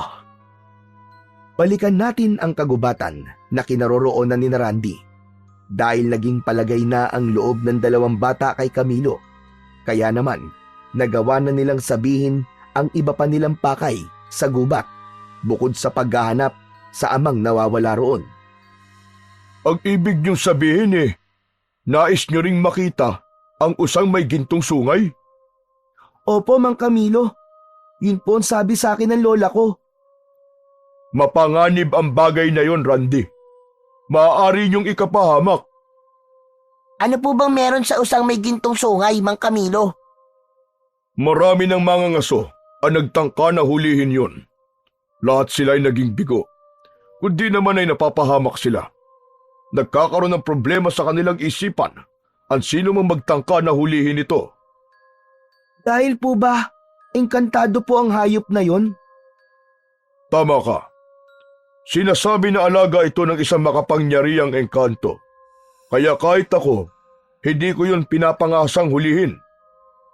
Pero Mang Camilo, nakikita niyo po ba yun dito sa gubat? Yung usang may gintong sungay? Oo, at alam ko kung saan ito madalas makita. Doon sa batis, kung saan lagi itong umiinom ng tubig. Kung ganun po pala, matutulungan niyo po kami para makita po ang usang yun. Maaari kong ituro sa inyo. Subalit, hindi niyo ako maaasahan para tulungan kayong hulihin yun. Gaya ng sinabi ko, mapanganib yun. Kaya binabalaan ko kayo sa nais niyong gawin. Nagkatinginan sina Randy at Arvin. Alam nilang hindi biro at lalong hindi panakot ang babala ni Camilo sa kanila. Kaya nga lamang, isa yun sa dahilan ng kanilang pagtungo sa gubat. Sapagkat ayon kay Lola Inga, ay ang hayop na yon ang posibleng maging susi upang makita nila ang nawawalang ama ni Randy at malaman kung ito'y buhay pa. Kasalukuyang nag-uusap sina Camilo at ang dalawang bata nang makarinig sila ng iba't ibang ungol at ingay galing sa labas ng kuweba. Napatayo si Camilo. Makikita sa kanya ang pagkataranta at pagkabahala. Hindi maaari. Nakarating na sila rito. Andito na ang mga halimaw. Ha? Ano pong halimaw, Mang Camilo? Ibig niyo sabihin, Mang Camilo, may halimaw dito sa gubat? Mga ligaw na hayop po ba sila? Hindi, Arvin. Sila ang umuubo sa mga hayop na narito sa kagubatan. Sinisira nila ang pagiging balanse ng gubat na ito. Ano po bang klaseng halimaw sila, Mang Camilo? Mga aswang. Mga aswang na nanganganlong dito sa kagubatan. May aswang din po dito? Oo, tama ka, Arvin. Sila mga aswang na dati nasa kapatagan. Subalit na mapatay ang kanilang mga kalahi, ay sila na lamang ang naiwan. Mas pinili nilang dito na manatili sa gubat. Ang kanilang mga binibiktima ay mga hayop. Hindi po ba kayo natatakot sa mga aswang? Sanay na ako sa kanila. Pero nag-iisa lang po kayo. Nasaan na nga po pala mga kasama nyo? Ang totoo'y palaisipan ng kanilang pagkawala. Isa-isa silang nawala. Samantalang dumarami naman ang mga aswang. Baka po, pinatay ng mga aswang ang mga kalahi nyo. Walang makapagsabi kung pinatay nga sila. Pero may ibang nagsasabi na mga aswang kaya sila dumadami dito sa gubat ay dahil sila mga nawawalang mga katutubo. Ibig niyong sabihin, naging aswang ang mga kalahi niyong katutubo, Mang Camilo? May nagsasabing ganun na nangyari, pero walang makapagpatunay. Saka hindi rin malinaw kung paano sila naging aswang. Nakakatakot pala dito, Randy. O hayan na, naduduwag ka na. Arvin, huwag kang mag-alala. May kakampi tayo. At hindi niya tayo pababayaan. Yun ang sinabi sa akin ng Lola Inga ko. Napatingin si Arvin sa kaibigan. Alam niyang ang tinutukoy ni Randy ay ang suot nitong medalyon na may mutya ng usa. Muli ay narinig nila ang pagkakaingay ng mga aswang na nasa labas ng yungib. Bakit nga po pala nandito yung mga aswang? Nalaman nila ang pagdating nyo. Naamoy nila ang mabango at sariwang dugo nyo. Lalo na't mga bata pa kayo. Naka! Patay! Tayo pala ang pakay ng mga aswang na yun. Pero huwag kayong mag-alala. Akong bahala sa inyo. Hindi ko kayo pababayaan. Bisita ko kayo. At hindi ako papayag na may gawing masama sa inyo mga aswang na yun. Tutulungan po namin kayo, Mang Camilo. Teka, Tol. Bakit kasama ako? Hindi ko sila kakayanin. Ikaw lang tong... Oo nga pala, no? Sige, kami na lang ni Mang Camilo ang haharap sa mga aswang. Sigurado ka ba, Randy? Kaya mong harapin ang mga aswang? Opo, Mang Camilo. Kayang-kaya po yan ang kaibigan ko. Maniwala po kayo. Halika, lalabas tayo ng kuweba. Hindi sila titigil hanggat hindi nila nagagawa ang kanilang gusto. Sige po, sasamahan ko po kayo. Kunin mo to, Randy. Isang sibat na antalim ay may panlaban sa mga aswang. Ang bawat tamaan yan ay tiyak ang kamatayan dahil sa lasong nasa dulo ng sibat. Salamat po, Mang Camilo. Ang sa akin naman ay itong pana at busog. Ito ang sandata ko laban sa mga aswang. Naiwan sa loob ng kuweba si Arvin. Gusto sana niyang makatulong, pero gaya nga ng sinabi ni Mang Camilo, mapanganib ang mga aswang na yon. Baka kung mapaano lang siya, lalo na't wala siyang anumang agimat na magagamit. Hindi gaya ni Randy. Buo ang loob ni Randy na sumama kay Mang Camilo. Lumabas sila sa loob ng kuweba. Hawak ng katutubo ang sulo na kanilang tanglaw. Nanlaki ang mga mata ng bata nang makita ang napakaraming aswang na nakaabang malapit sa bukana ng yungib. Inihagis ni Mang Camilo ang dalang sulo sa mga aswang. Nabulabog ang mga ito, lumayo sa bukana ng yungib.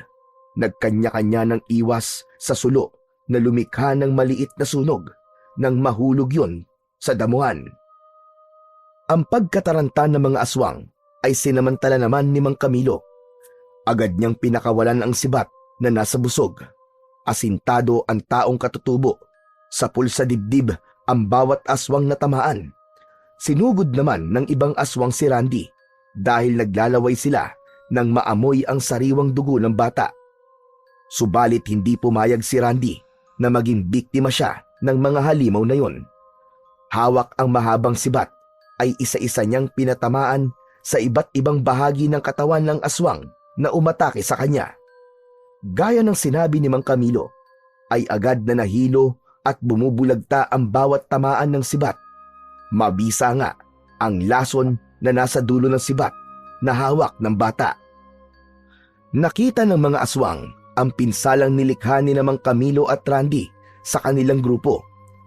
Sapagkat marami kagad ang napatay at ang iba naman ay may malulubhang sugat, kung kaya umurong na ang iba sa kanila. Takot din silang tuluyang malipol. Nakita ni Arvin ang pagtatagumpay ni Randy laban sa mga kampon ng kadiliman. Sumunod siya nang lumabas si Randy, pero nagkubli sa may bukana ng yungib.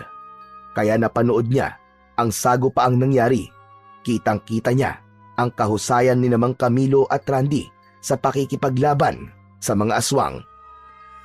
Samantala, sa lugar na iniwanan ni Randy at Arvin, mula nang umalis ang mga ito, ay hindi makapagtulog si Lola Inga. Hindi niya maalis na di mabahala at mag-alala. Lagi niyang naiisip ang kanyang apo. Habang nag-aalala ang matandang babae kay Randy, nakarinig siya ng kung anong ingay sa labas ng kanyang bahay. Kasunod ay ang pag-iingay ng kanyang mga alagang hayop na tila natatakot. Bumangon si Lola Inga. Kinuha ang isang kaputol na kahoy na nasa may pinto. Maaaring may kung anong hayop na gustong makialam sa kanyang mga alagang manok. Tuloy-tuloy itong lumabas ng bahay. Subalit bago pa siya makarating sa likod ng bahay upang tignan ang mga alagang hayop, ay humarang sa kanya ang isang nakakatakot na nilalang. Isang aswang yon na nanlilisik ang mata at nais siyang atakihin. Agad na ginamit ng matandang babae ang hawak na kahoy upang hatawin ang halimaw na nasa kanyang harapan. Subalit agad na nahawakan nito ang kamay ni Lola Inga. Kasunod ay isang malakas na suntok ang pinakawalan ng halimaw. Nawalan ng malay ang matandang babae. Nagising na lamang si Lola Inga na nasa loob siya ng isang lumang silid. Iginala ang kanyang paningin. Nanlaki ang kanyang mga mata sa kanyang nakita. Nasa loob siya ng lumang bahay ni Mang Gusting. Sabi ko na nga ba, ikaw na hayop ka. Ikaw ang aswang. Ikaw ang halimaw. Matagal na, Inga. Matagal na. Anong kailangan mo sa akin? Bakit mo ako dinala rito sa mabaho at pangit mong bahay? Dahil sa atraso niyo sa akin. Lalo na ang apo mo. Nasaan siya? Hindi ko alam. Saka ano bang problema mo, Gusting? Kumuha lang ng mangga ang apo ko at ang kaibigan niya. Malaking bagay na ba sa iyo yun? Ang dabot mo naman. Dahil sa lahat ng ayaw ko, ay yung ginugulo ako at pinagnanakawan. Napakalaki na talaga ng ipinagbago mo. Para wala kayong pinagsamahan ng anak ko si Berting na kaibigan mo. At baka nakakalimutan mo, si Randy ay anak ni Berting. Wala akong pakialam sa sinasabi mo. Bakit mo ako dinala rito? Para puntahan ka rito ng pasaway mong apo. Siya ang dapat kong parusahan. Kaya hihintayin kong hanapin ka niya. Hindi ba pwedeng patawarin mo na lang siya? Ikaw nga itong maraming atraso dahil sa pagiging aswang mo. Kapag nalaman ng mga tao rito ang tungkol sa'yo, hindi ka lang mapapalayas, kundi papatayin ka rin nila. Hindi nila malalaman kung hindi mo sasabihin. Saka isa pa, hindi naman ako nang bibiktima ng mga tao. Hayop ang aking kinakain. At yun ay ang mga alaga ko. Kaya wala ko napeperwisyo. Ngunit aswang ka pa rin. At kapag nagsawa ka sa mga hayop, baka tao na lapain mo. Kaya pakiusap, pakawalan mo na ako. At pangako, Gusting, tatahimik ako. Hindi ko sasabihin ang aking natuklasan tungkol sa'yo. Kailangan makaharap ko muna ang apo mo at ang kaibigan niya. Dahil sila ang may atraso sa akin. Samantala, sa gubat, lumipas na ang magdamag. Bagamat unang gabi yon ng dalawang bata na matutulog sa loob ng kuweba, ay naging maayos ang kanilang tulog. Nang magising sila, ay nakahanda na ang pagkain. Mga sariwang prutas at nilagang halamang ugat. Hindi sanay sa ganong pagkain ang dalawang bata, subalit kailangan nilang kumain upang may mailaman sila sa kanilang sikmura. Nang matapos mag-almusal, ay naghanda na sila upang simulan ang paghahanap sa usang may gintong sungay. Nangako sa kanila si Camilo na sasamahan silang ihatid sa lugar na kung saan ay maaaring makita ang naturang hayop. Doon sa lugar na madalas itong naglalagi upang uminom ng tubig. Gaya ng ipinangako ng katutubo, ay binagtas na nilang tatlo ang daan patungo sa lugar na sinasabi ni Camilo. Masukal ang daan, iba't ibang puno ang nakatanim, hanggang sa makarating sila sa tila maliit na batis na may napakalinaw na tubig. Tinatamaan ng sikat ng araw ang tubig, kaya ang kislap nito ay tila kumikislap na mga diamante. Hanggang dito na lamang ako, Randy, Arvin. Iiwan niyo na po kami, Mang Camilo. Sabi ko naman sa inyo, hindi madali ang ibig niyong mangyari. Isa pa, nag-iingat lang ako. Tol, paano to? Iiwan na tayo ni Mang Camilo. Kung siya na matagal nang naninirahan dito sa gubat natatakot Paano na tayo? Arvin, nagtitiwala ako sa bigay ni Lola Inga. Alam ko na malalakas ang loob nyo. Ang sabi nyo nga, may gabay kayo at hindi pababayaan ng kung anumang pinangahawakan nyo. Kaya hangad ko na lamang ay magtagumpay kayo magkaibigan. Maraming salamat po sa pagdadala niyo po sa amin dito. Sige, mag-iingat kayo. Umalis na si Camilo, bagamat nasa dibdib niya ang pagkabahala para sa magiging kapalaran ng dalawang bata. Wala na ang katutubo at tahimik na nag-aabang ang dalawang bata sa pagdating ng hayop na kanilang hinihintay. Tumindi ang sikat ng araw sa lugar na yon. Kitang-kita nila ang pagdating ng mga usa upang uminom sa batis. Tol, ayan na. May mga usa nang dumadating. Nauuhaw na sila. Oo nga tol, antabay lang tayo. Ginto ang sungay ng usang hinihintay natin. Dumating kaya yon, Tol? Sana naman, para hindi masayang ang oras natin. Kung makita natin yon, paano natin malalaman ang tungkol sa itay mo? Makakausap ba natin yung usa? Oo nga hindi ko rin alam tol. Malalaman natin yan. Kaya iahanda ko na rin tong suot kong medalyon. Nasa kanyang kaligtasan natin. Inaplos-haplos ni Randy ang suot na medalyon. Kasunod ay ang pag-usal ng ritual at paghingi rito ng tulong. Natapos ang paghihintay ng magkaibigan. Nang mag-alisan ang grupo ng mga usa na uminom sa batis, ay dumating ang kanina pa inaantabayanan ng dalawang bata. Kasama ang ilang usa, may kaba sa kanilang dibdib nang makita nila ang usang may gintong sungay. Randy! Randy, nakikita mo ba yun? Oo tol, wag kang maingay. Ang gara! Kakaiba nga pala talaga ang usang yan. Tignan mo ang sungay niya, Tol. Kumikislap sa sinag ng araw. Gintong-ginto nga. Saka parang nakikiramdam siya. Mukhang mailap. Anong gagawin natin? Paano natin yan mahuhuli? Hindi ko rin alam tol.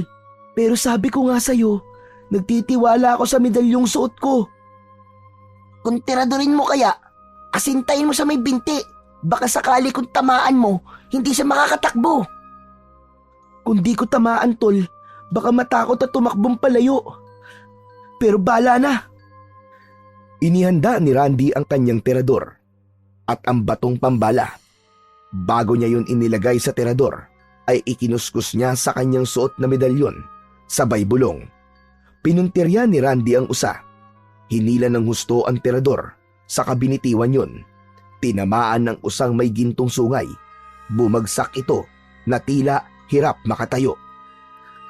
Ayos! Sapol, Tol! Bumagsak ang usa! Halika! Puntahan natin! Nagsipagtakbuhan ng ibang usa na naroon. Natakot ang mga ito. Nagmamadaling lumapit ang dalawang bata sa usa. Nagpupumilit naman ang hayop na tinamaan ng bala ng tirador upang tumayo at tumakbo. Hirap ito pero pilit na hinihila ang paa. Bago pa tuluyang makalapit ang dalawang bata, ay nakalayo ang usa kahit nahihirapan. Naloko na! Matatakasan pa yata tayo! Sundan natin, Tol! Tsak na hindi siya makakalayo! Pilay siya eh! Sinundan ng dalawang bata ang tumatakbong hayop. Kailangan nila itong mahuli dahil ayon sa kanyang Lola Inga, ito ang magiging susi upang malaman nila kung ano ba talaga ang nangyari sa kanyang ama. Paikot-ikot at kung saan nagsuot ang hinahabol na usa, kailangan hindi yun mawala sa kanilang paningin. Bilisan natin, Tol! Baka makalayo at hindi na natin makita! Oo, Randy! Andito lang ako sa likod mo! Baka papunta siya sa lugar kung nasan naroon ng itay ko at matagal nang nakakulong dito sa gubat. Teka! Parang biglang nawala yung nahabol nating usa, Tol! Huminto ang magkaibigan sa pagtakbo. Hindi na nila makita ang hinahabol na hayop. Anak ng usa naman oh! Asa na yun? Bakit biglang nawala? Nalintikan na! Mukhang nailigaw yata tayo! May narinig silang kaluskos sa lugar kung saan may matataas na damo. Kasunod ay tila ingay at mahinang daing. Sinilip ng magkaibigan ang pinagmumulan ng kaluskos. Tol, ang usa! Nandito siya Oo nga no. Mukhang matindi ang pinsala sa binti niya. Nahihirapan siya tumakbo. Agad na kinuha ni Randy sa loob ng kanyang bag ang isang tali. Kailangan nilang talian ng usa upang hindi na ito makalayo pa. Gumawa ng buhol si Randy at nang tatalian niya yon ay umastang manunuwag ang hayop. Kaya napaurong si Randy. Tol, mukhang palaban siya. Hindi nga siya makakatayo, pero gusto naman niyang manuwag. Oo nga buti na lang nakaiwas ako. Kung hindi, tusok ako sa gintong sungay niya. Mag-iingat ka, Randy Huwag mong ilagay sa leg ang tali. Mahihirapan ka dahil delikado, baka suwagin ka niya. Kaya nga itong paa na lang ang tatalian ko. Ang mahalaga ay malagyan siya ng tali para hindi makalayo. Ipinasok ni Arvin sa paa ng usa ang ginawang buhol sa panali. Hinigpitan niya yon upang hindi na makatakas ang hayop. Ano na kayang gagawin natin? Hindi na siya makakalakad pa. Paano niya tayo madadala sa tamang lugar? Oo nga pala, no?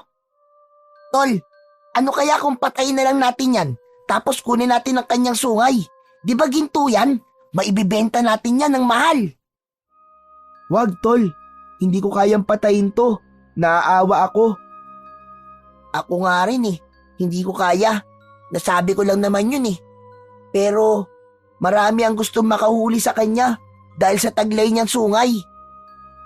Pero bakit hindi sila nagtatagumpay na huliin ng hayop na to? Pero tayo, nahuli natin. Talaga may taglay nga na galing ang suot ko medalyon. Natulungan niya tayo. Napansin ni Arvin ang pagliliwanag ng medalyon na suot ni Randy. Nagbibigay ito ng nagkukulay asul na liwanag. Tol, ano nangyayari dyan sa suot mo? Hala, hindi ko rin alam bakit nangyayari to sa suot ko medalyon. Parang gustong kumawala na medalyon. Ibig umalis sa pagkakasuot sa leg ko. Dahil sa ipinapakitang galaw ng medalyon, ay inalis yun ni Randy sa kanyang leeg. Nang hawakan niya yon, ay biglang lumutang sa hangin. Nagulat ang dalawang bata, naguguluhan at nakakaramdam ng kaba sa mga mangyayari. Subalit pinigilan nila ang kanilang sarili na matakot. Ang nakalutang na medalyon ay gumalaw, patungo sa usa na nangihina at hirap tumayo. Pumulupot ang kwintas sa gintong sungay ng usa. Lalo pang nagbigay ng nakakasilaw na liwanag. Napaurong ang magkaibigan na puno ng pagtataka. Habang nababalot ng nakasisilaw na liwanag ang usang may gintong sungay, ay unti-unti nilang nakita ang tila pagbabago sa naturang hayop. Ang imahe ng pagiging hayop ay unti-unting nawawala at napalitan yon ng kakaibang imahe.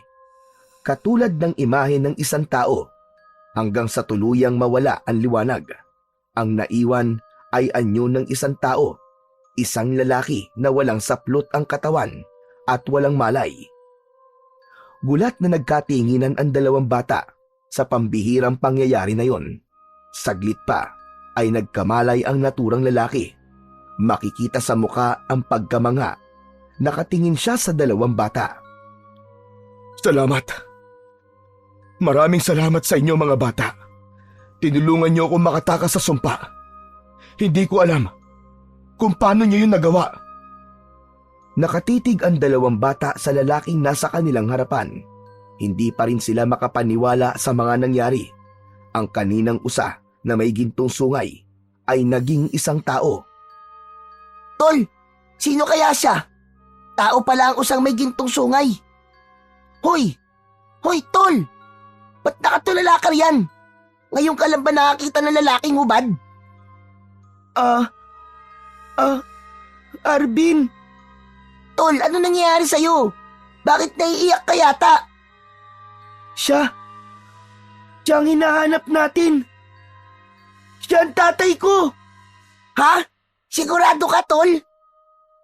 Sandali. Ano bang sinasabi nitong kaibigan mo?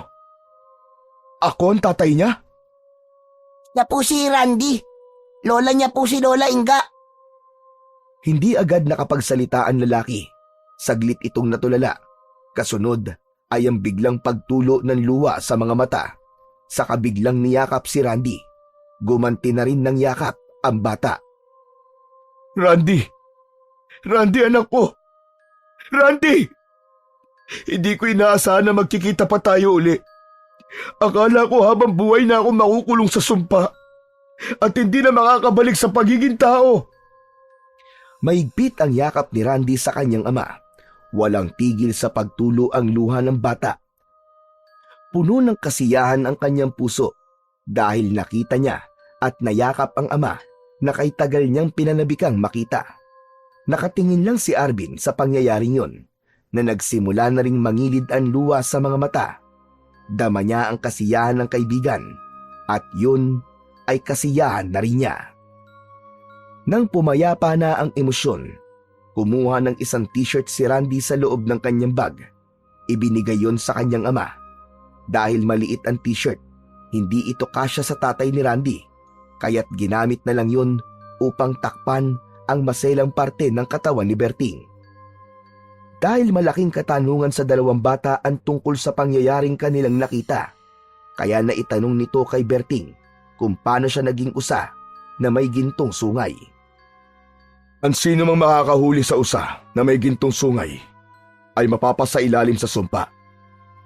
Nalilipat ang sumpa sa taong huhuli dito. Siya ang magiging usa. Mananatili siyang nakakulong sa katawan ng hayop hanggang may darating na taong magkaka-interes na hulihin ito. Yun ang nangyari sa akin dahil pinagtangkaan kong hulihin ng usa upang ipagbili ang sungay upang maipagamot ang nanay mo. Kaya nga lamang, kamalasan na nangyari at hindi na ako nakabalik pa, Randy. Matagal na pong patay si inay. Maliit pa po ako nun. Wala ka pang 1 taon nang maglaho ko dito sa gubat. Pero teka, paanong nakabalik ako sa pagiging tao? Kayo ba ang umuli sa usa? Bakit hindi tumalab sa inyong sumpa? Hindi kayo naging usa. Dahil po dito sa aking medalyon, itay. Ang medalyon na may mutya ng usa na ipinadala po sa akin ni Lola Inga. Maraming salamat. Sa pamamagitan mo, anak, natapos ang sumpa at natigil na ang paglipat nito. Wala na ang usang may gintong sungay na may panganib na dala. Hindi na magpapatuloy ang sumpa ng engkantado. Nagkabisa pala ang medalyon na dala ko, itay. Maraming salamat sa iyo, anak. Siguro sadyang isinilang ka para maging kasangkapan upang tapusin ang sumpa at mailigtas ako. Grabe, tol. Hindi pa rin ako makapaniwala sa mga nangyari. Parang palabas lang yun sa TV, ah. Mabuti pa umalis na tayo dito. Saka, tsak na naghihintay na rin sa atin si Mang Camilo sa pagbabalik natin. Masayang nilisan ni Randy ang lugar kung saan naging saksi sa mahiwagang pangyayari. Malapit na sila sa kuweba sa tirahan ni Camilo nang makita niya na maraming katutubo ang naroon. Agad ay nakita sila ng lalaki. Nagtagumpay kayo! Opo, Mang Camilo. Buhay po ang tatay ni Randy. Kasama na po namin siya. Masaya ako para sa inyo. Malaking bagay ang inyong nagawa. Hindi mo lang nailigtas ang itay mo sa sumpa, kundi naibalik mo rin sa dating pagkatao ang mga kalahi kong katutubo. Ha? Ano pong ibig niyo sabihin? Saka, saan po galing ang mga kasama niyo rito? Sila ang mga aswang, Randy. Nagbalik na sila sa dati nilang anyo. Nawala na rin ang sumpa sa kanila. Hindi lang pala ang tatay mo na iligtas natin, Randy. Pati na mga kalahi ni Mang Camilo. Tama ka, Arvin. Kaya walang pagsidlan ng kasiyahan ng mga kalahi ko. Maraming salamat sa inyo. Masaya rin ako para sa iyo, Randy, dahil nagkita na uli kayo ng itay mo. Randy, hulog kayo ng langit dito sa amin. Samantala, nagpupuyos pa rin ang galit ni Lola Inga dahil ikinulong siya ni Mang Gusting. Lumilikha siya ng ingay gamit ang kanyang mga kamay at paa. Maya-maya pa ay bumukas ang pinto ng lumang silid. Pumasok si Mang Gusting. Nasa mukha ng lalaki ang pagtataka. Nakakunot pa ang noo nito. Aling Inga? Aba, Aling Inga, ano pong ginagawa niyo rito? Ano bang klaseng tanong yan? Siraulo ka ba? Ikaw ang nagdala sa akin dito sa mabaho mong bahay. Dahil gusto mong gantihan ng apo ko, buwisit ka. Aba, hindi ko po alam ang sinasabi niyo, Aling Inga. Saka, para bang matagal na akong nawala. Hindi ko may paliwanag, Aling Inga. Kumusta pala ang kaibigan ko si Berting? Matagal na kaming hindi nagkikita. Napatanga at naging palaisipan sa matandang babae ang mga sinabi ni Mang Gusting. Wala na rin sa karakter nito ang magagalitin. Naisip niya ang apong si Randy. Marahil ay may kinalaman ang mga naging pagbabago ni Mang Gusting sa nangyari sa lakad ng kanyang apo. Positibo ang nasa isip ni Lola Inga. Kung totoo man, nakagagawan ko kung bakit ka narito, Aling Inga. Abay, pasensya na po kayo. Pero wala talaga akong maalala. Pakiramdam ko kasi galing ako sa mahabang pagtulog. Abay, teka. Tara na po. Sasamahan ko po kayo lumabas para makauwi na. Hindi na nagtanong pa si Lola Inga. Nauunawaan niya ang mga nangyari kay Mang Gusting. Bumalik na ito sa dating ugali. Malaki nga ang kinalaman ng pagbabago nito sa resulta ng naging lakad ni Randy. Yun ang nasa isip ng matandang babae. Samantala, nagpapahinga si Lola Inga nang makarinig siya ng pamilyar na boses. Boses yon ng apong si Randy. Nagbalik na ito mula sa gubat. Agad ay kasiyahan ang naramdaman niya dahil ligtas na nakabalik ang kanyang apo. Wala na noon si Arvin at umuwi na sa kanilang bahay. Magpapaliwanag na lang siya sa kanyang lolo Teroy. Sinalubong ni Lola Inga ang apo, subalit napahinto siya nang makita si Randy at ang kasama nito. Hindi makapaniwala ang matanda. Nanginginig ang katawan. Agad ay umagos ang luha sa mga mata ni Lola Inga habang nakatitig sa kasama ng kanyang apo. Kasunod noon ay ang malakas na pag-iyak na puno ng kasiyahan. Niyakap niya ang anak na si Berting. Ang anak ko! Salamat sa Diyos! Salamat at ligtas ka, anak! Nagbalik ka na! Apo, maraming salamat! Salamat at nailigtas mo ang itay mo! Inay, napakabuti po ng Panginoon. Pinayagan niyang makabalik pa ako. Tama ka anak. Dahil palagi kong hinihiling sa Panginoon na magkita tayong muli. At hindi niya ako binigo, anak ko. Magkakasama na po ulit tayo, Inay. Mabubuo na po ang pamilya natin. At hindi na po tayo maghihiwalay. Yun na maray ang pinakamasayang sandali sa buhay ni Randy, ang mabuo ang kanilang pamilya. Wala man ang kanyang ina, pero kung nasaan man ito, ay tiyak na masaya yon para sa kanila. Puno man ng iba't ibang pagsubok ang ating buhay, lahat ng ito ay kayang malampasan. Iwala na sa dakong huli, may liwanag na nag-aabang pagkatapos ng pinagdaanang kadiliman.